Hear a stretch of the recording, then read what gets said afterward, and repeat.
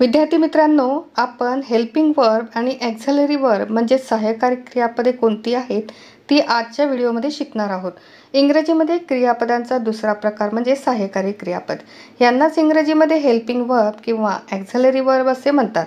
अशा क्रियापदांची इंग्रजीमध्ये दोन प्रकार पडतात. एक प्रायमरी हेल्पिंग वर्ब म्हणजे प्राथमिक सहाय्यकारी क्रियापदे आणि एक मॉडल म्हणजे विशिष्ट सहाय्यकारी क्रियापदे. तर सर्वप्रथम आपण प्रायमरी हेल्पिंग वर्ब बघणार आहोत. यामध्ये वर्तमान काळ म्हणजे प्रेझेंट टेन्स, भूतकाळ म्हणजे पास्ट टेन्स. तर बघा, प्रेझेंट टेन्समध्ये am, is, are, have, has, do, does.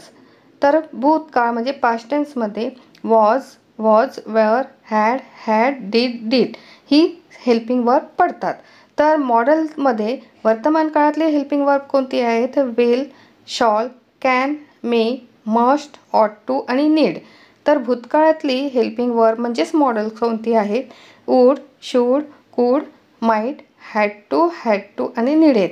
तर अशा प्रकारे आजच्या व्हिडिओमध्ये आपण हेल्पिंग वर्ब आणि ऑक्झिलरी वर्ब म्हणजे सहाय्यकारी क्रियापदाचे दोन प्रकार पडलेले आहेत आणि ते बघितलेले आहेत. जसं प्रायमरी हेल्पिंग वर्ब बघितलं आहे आणि मॉडल हेल्पिंग वर्ब बघितलं आहे.